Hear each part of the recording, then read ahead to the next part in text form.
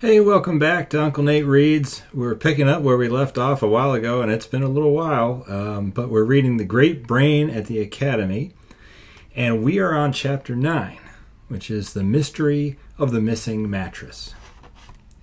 Now, Papa had his annual physical checkup with Dr. Leroy just 2 days before the November reports on Tom and Swain arrived from the Academy.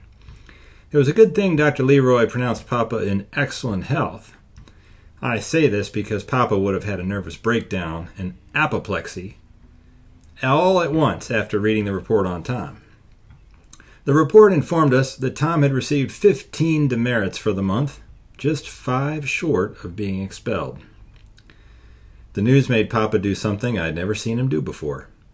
He always took a drink of brandy before supper, but that was all he ever drank.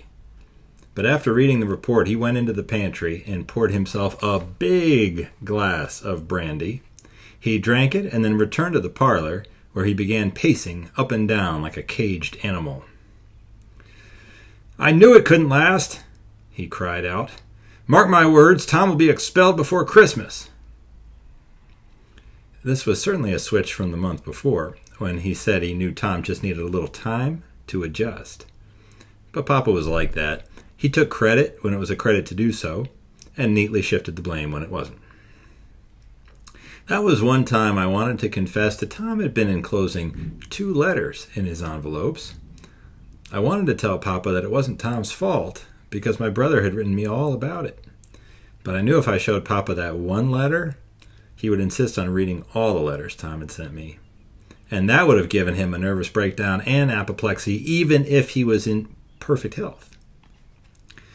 It was all Rory Flynn's fault that Tom had gotten 15 demerits. It began one morning when Tom returned to the dormitory after breakfast and found a blue slip on his bunk. A blue slip meant an infraction of a rule, and whoever received one had to report to the superintendent's office after classes. One of the rules of the academy was that all bunks had to be made up before the boys went to breakfast. Then, after saying grace before meals, Father Rodriguez would go to the dormitory for an inspection while the fellows were eating. Tom knew darn well that he had made up his bunk. Now it was all mussed up. And he was pretty sure Rory had done it. But there wasn't anything he could do but report to the superintendent's office. He was given 5 demerits. Another rule was that all students had to have all their textbooks when reporting for class in the morning. The reason for this was that some of the students used to leave textbooks, which they'd been using for homework, in the dormitory. This meant Father O'Malley had to hold up the class until the students went and got their books. Now, 2 days after Tom had received 5 demerits for not making up his bunk, he couldn't find his textbook on advanced arithmetic after breakfast. He was positive he had left it on his desk with the other textbooks. He looked all around, but he couldn't find it. He knew he couldn't bluff it in class, so he told Father O'Malley he had lost his advanced arithmetic textbook. He was sent to the superintendent's office and received another 5 demerits. Kenneth Bradley, whose permanent work assignment was to sweep and dust the library after school, found Tom's textbook lying on a table in the library. Tom knew he hadn't been to the library the night before, and he was now positive that Rory Flynn was behind all this. The following week, Tom found another blue slip on his bunk for not making up his bed. "This makes 15 demerits this month," Father Rodriguez said as he pronounced sentence in his office after school that day. "Why have you suddenly become so careless and lazy?" Tom knew he was neither careless nor lazy. He also knew he couldn't tell the superintendent what he believed to be true without being a tattletale. "It won't happen again, Father," he said. "It had better not," the priest said. "You are excused." Tom joined his 3 friends under the tree in the yard. "We all know Rory is doing this to get even with me for making him back down when I wanted to fight him," Tom said. "I saw he was the last one in the dining room for breakfast this morning. He just waited until everybody was out of the dormitory and then mussed up my bunk like he did before." Jerry scratched his head. How did he plant the textbook in the library? He asked. He waited until everybody had left the dormitory that morning, Tom said. Then he took the textbook and hid it, and he probably sneaked it into the library during the noon hour. If I get 5 more demerits, I can be expelled. We've got to stop Rory. Well, I've got it, Jerry said. Let's wait until he goes to sleep tonight, and then take all his clothes and soak them in water and tie them in knots. That'll get him demerits for showing up late for breakfast. Tom shook his head. He would only do the same to me while I'm asleep, he said. How about putting rocks under his mattress? Phil asked, picking up a rock. He would just put rocks under my mattress, Tom said. But you have given me an idea, Phil. I'll put my great brain to work on it. Now, Tom's great brain had a plan all figured out by Saturday. He had to take the entire 7th grade into his confidence to make it work. This didn't worry him, because he knew none of the kids liked Rory, and class spirit would make them cooperate. He marched down to the dimly lit chapel with his classmates for confession. They sat down on their side of the chapel, and the 8th graders sat on the opposite side. Now remember, Tom whispered, you go first, Jerry, and make it the shortest confession on record. Then you go, Tony, and you make it the longest confession on record. And if I'm not back by the time you come out of the confessional, Phil will go and make his confession a good long one. The tinkle of a bell in the 7th grade confessional was heard. Jerry got up and walked toward it just as the tinkle of a bell was heard on the 8th grade side. Tom watched an 8th grader start for the confessional and then drop down on his hands and knees. He crawled along the aisle on the 7th grade side to the rear of the chapel and from there into the hallway. Everything now depended upon split-second timing. Tom ran up to the 3rd floor. He got the key from under the statue of St. Francis and unlocked the storeroom door. Then he went to the dormitory and removed the bedclothing from Rory's bunk. He carried Rory's mattress into the storeroom, locked the door, and returned the wooden key to its hiding place. Then he went back to the dormitory and made up Rory's bunk without a mattress. From there, he crept down the stairway. Jerry was in the hallway and motioned to him that the coast was clear. Tom ran to the chapel, crawled on his hands and knees down the 7th grade side, and took his place beside Phil before Tony came out of the confessional. Tom didn't receive any heavy penance from Father O'Malley this time because he could honestly say he hadn't broken the 4th commandment and that he didn't dislike Father Rodriguez anymore. He came out of the chapel with Larry Williams and told him he was going to the library. Tom and his 3 friends had been sitting in the library for about 15 minutes when Willie Connors came running into the room. Somebody stole Rory's mattress, he said. You better get up to the dorm, Tom, before he takes yours. Tom and his 3 friends and half a dozen other kids ran up to the dormitory. They arrived just as Rory was pulling the covers from Tom's bunk. Just what do you think you're doing? Tom asked. I know you fellows took my mattress, Rory said, so I'm going to take yours until you give me mine back. No, you won't, said Tom. You bet you won't, Jerry said. You better not try it, added Phil. Swain had come from the chapel and was listening. Why would anybody want your mattress when they've got one of their own? He asked. Are you sure it's gone, Rory? Look for yourself, Rory said. Tom walked over to Rory's bunk with Swain and his 3 friends. It is gone, said Tom, looking as surprised as a dog who finds its buried bone is missing. It sure is, Jerry said. Phil shook his head as if bewildered.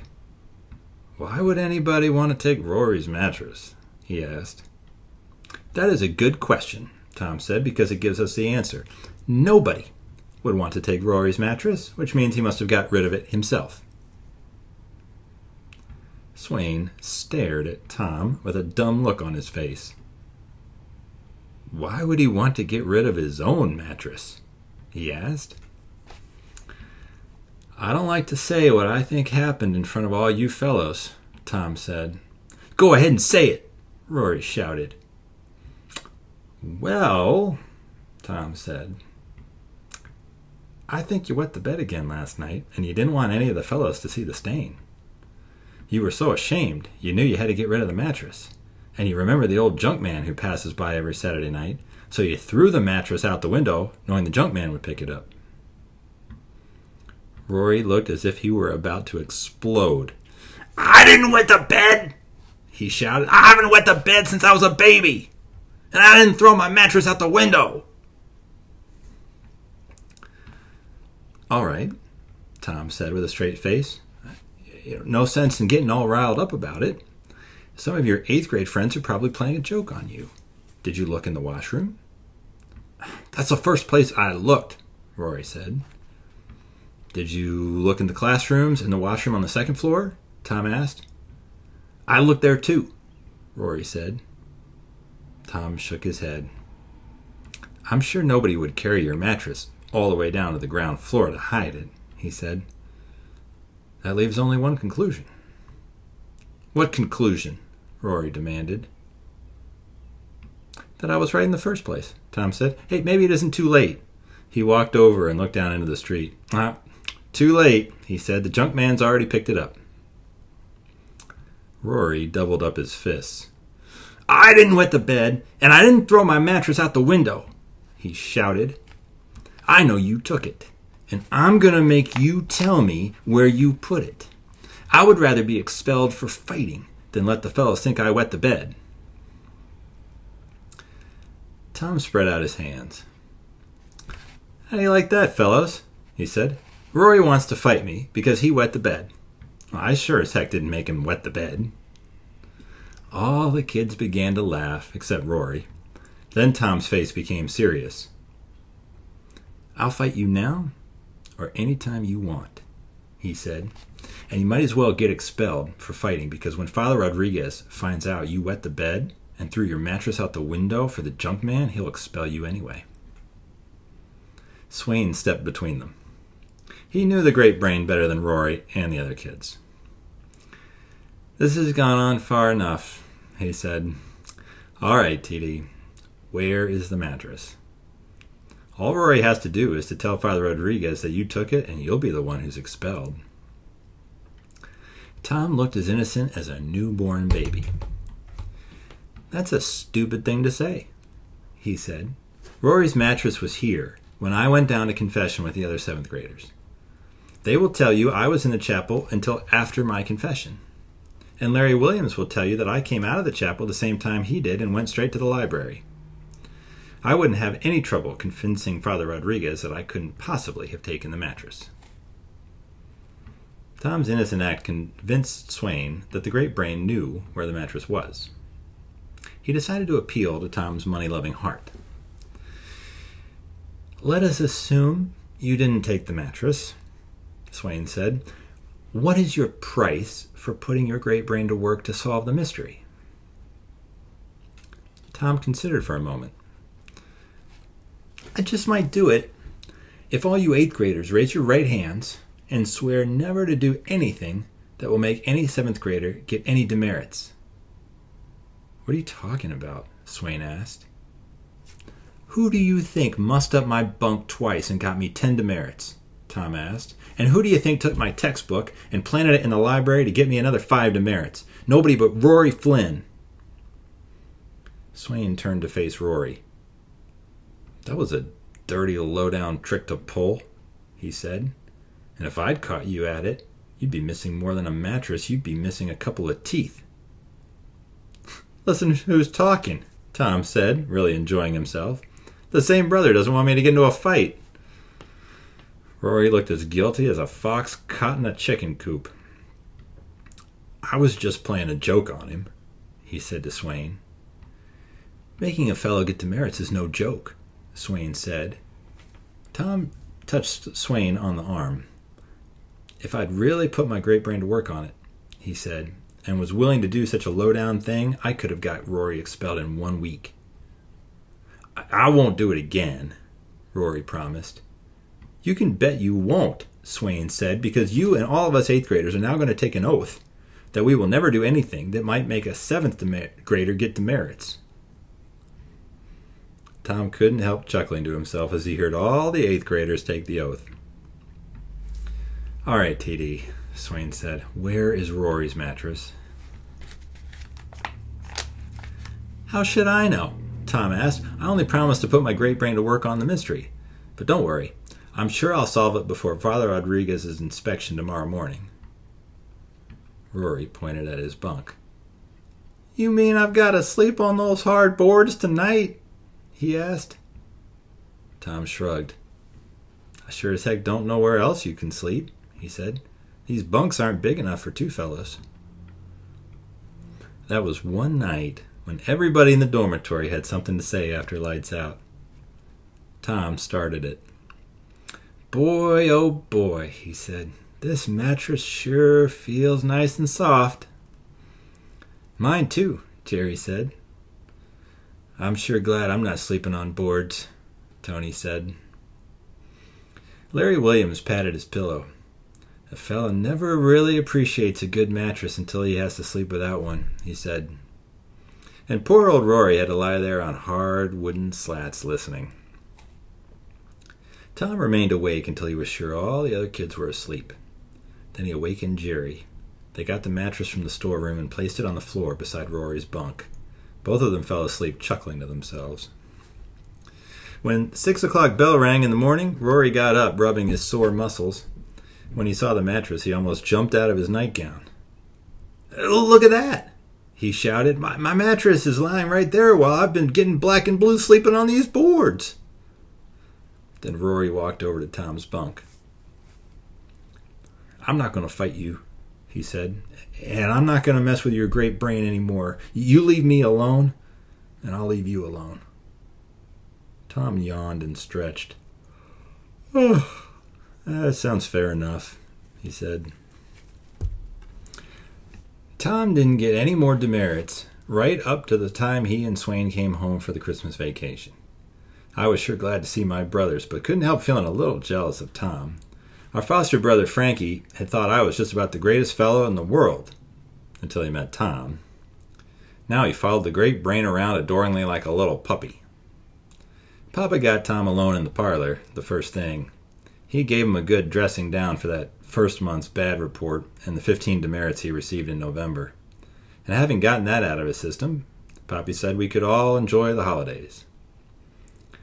I knew I would enjoy them because Papa told Tom to help me with the chores. I could tell from the look on Tom's face that he didn't like the idea of having to do chores on his vacation. That first night, Mama allowed Frankie and me to stay up until 9 o'clock. Then we went up to the room we shared with Tom. The great brain sat on a chair and pulled off a shoe. "What's new in town?" he asked. "Nothing," I answered. "You must be mistaken," he said. "There must be something new in town since I've been away." "I'm not mistaken," I said. "I've been right here in Aidenville all the time, and it's just the same as it was when you left for the academy." "I'll bet I can prove there's something new in town," he said. "If I can't, I'll do your share of the chores while I'm home. If I can, you do my share. Is it a bet?" This was one bet I knew I was going to win. "It's a bet," I said. Tom pointed at Frankie. "We didn't have an adopted brother when I left for the academy," he said, "and that makes Frankie something new in town." I felt as stupid as a donkey trying to fly. Tom had been home less than one day, and he'd already connived me into doing his share of the chores. Frankie came over to my bed. "I'll help John," he said. "The only one who can help me," I said sadly, "is the fellow who invents a muzzle for human beings like they have for dogs to keep my big mouth shut." That made Tom and Frankie laugh, but I didn't think it was funny. The next morning I started the chores by filling up the wood box in the kitchen. Mama and Aunt Bertha were washing the breakfast dishes. Mama kept looking at me with a funny expression, but she didn't say anything until I brought in the first bucket full of coal. "Why isn't Tom D. helping you?" she asked. I sure as heck didn't want my own mother to know she had given birth to a son so stupid he had bet there was nothing new in town. Tom and I made a deal," I said. "What kind of deal?" she asked. "Well, what's the difference?" I asked. "The difference is that I asked you what kind of a deal," Mama said. "Now you tell me." "You'll be sorry if I do," I tried to warn her. "Then let me be sorry," she said. "Mama," I said, looking her right in the eye, "you gave birth to a son who's a stupid jackass." I thought that would make her cry. Instead, she sort of smiled. "Let me be the judge of that," she said. I told her about the bet I'd made with Tom. "You tell Tom Dennis that I want to see him at once," she said when I finished. I knew she was angry when she called Tom by his full name. I went into the backyard where Tom was pushing Frankie on the swing. I told him Mama wanted to see him. I followed him and Frankie into the kitchen. "Tom Dennis," Mama said firmly, "give me a definition of a town." "Why are you angry at me?" Tom asked. And why do you want me to define a town?" "Just do as I told," Mama said. "A town," Tom said, "is a place where there are homes and places of business and people living that doesn't have a large enough population to be called a city." "An excellent definition," Mama said, "but you lose the bet you made with John D., and I will tell you why. Frankie came to Aidenville many times with his parents and brother before they were killed in the landslide. Mr. Harmon at the ZCMI store knew him, and so did a lot of other people his father did business with. So Frankie isn't anything new in town, and you lose the bet." I wasn't about to pass up a chance to rub salt in Tom's wounds after the way he had tried to flim-flam me. I followed him down to the wooden coal shed. "In case you've forgotten," I said, "after you fill all the wood boxes and the coal buckets, you feed and water our team and our milk cow and Swain's Mustang Dusty and the chickens." I followed Tom around pouring salt into his wounds until he finished the chores. Then he said he had some important business and left. He came home for lunch with Swain and Papa.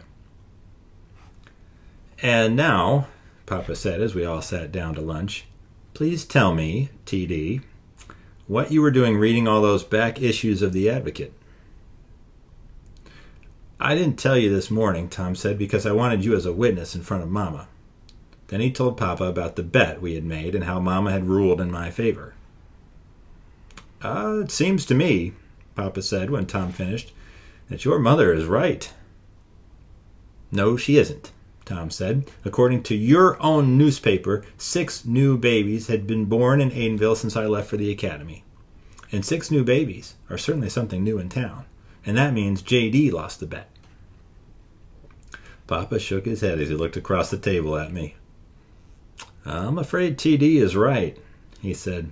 "And I hope this will teach you never to bet against the great brain again." In spite of my having to do all the chores, it turned out to be a happy Christmas. It didn't start out as one, though. I had an old, worn catcher's mitt. I had told Papa I wanted a new mitt for Christmas and had shown him the Spalding's Decker Patent Boys League catcher's mitt I wanted in the Sears Roebuck catalog. I had let him know in plenty of time to order it. I don't believe there was a more disappointed kid in the United States on Christmas morning than me. And I blamed it all on the fact that Papa couldn't resist every new invention he saw advertised. Our attic was full of crazy inventions which didn't work, like the butter churner you pedaled instead of pumping by hand. "I thought it would lighten your work, Tina," he had said to Mama after discovering it wasn't worth a darn. And having passed the buck to Mama, that gave Papa the right to order the next new invention he saw advertised. But I didn't dream he would order some crazy invention for my Christmas present instead of the catcher's mitt. On Christmas morning, Tom, Frankie, and I put on our robes and ran down to the parlor with Swain right behind us. Presents were all around the Christmas tree, and the red stockings on the mantelpiece were filled with candy. Swain received a beaut of a fly fishing rod and reel with a box of fly hooks. Tom received a watch with a fob. Frankie received several toys. And what did I get? None of us knew.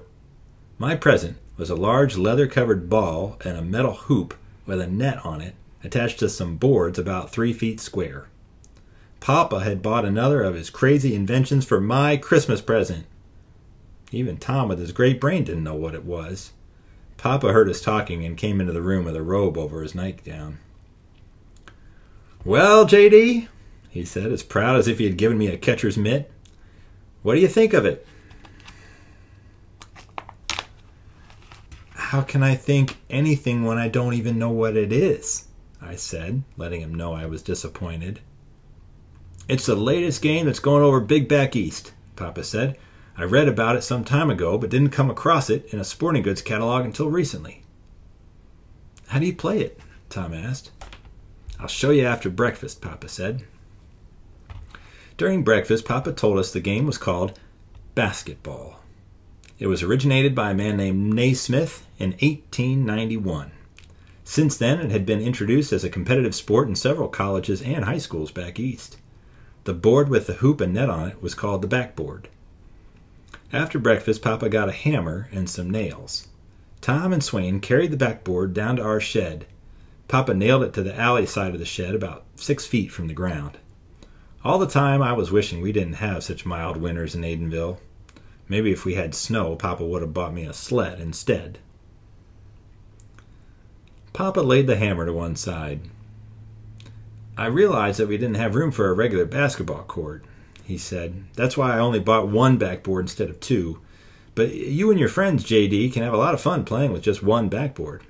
You can improvise a game. Draw a line in the dirt, what we'll call the foul line, about 12 feet from the backboard. You and I will play TD and SD. I'll start the game with a free throw." Papa took the ball and towed the line I drew in the dirt. "The idea is to pass the ball through the hoop," Papa said. "The team who makes the most baskets wins the game." It only took me a few minutes to realize that basketball, even with only one backboard, was a very exciting game. I forgave Papa for not getting me the catcher's mitt. Basketball was going to make me the most popular kid in Aidenville. I was already mentally selecting teams from among my playmates. Tom was very much interested in the game, but for a different reason. He put his arm around my shoulders after we finished playing. "You can make a fortune," he said, "by charging kids to play basketball." "I don't have a money-loving heart like you," I said. "Any friend of mine can play free anytime he wants." "Have it your way," Tom said, "but you won't need the rule book with only one backboard, and I'll get that sporting goods catalog from Papa." "What are you going to do with them?" I asked. "This is one game we can play at the academy," Tom said. "There isn't room enough for baseball or football or even for tennis, but we have a big gymnasium where we can play basketball." "I thought all sports were forbidden," I said. "I'm putting my great brain to work to change that," Tom said. Christmas vacation came to an end. Papa's last words to Tom were that he expected the great brain to complete the rest of the school year without any demerits. For my money, that was like expecting a kid not to eat any more candy. And that's the end of Chapter 9. We're going to pick it up next time with Chapter 10, Basketball and the Bishop.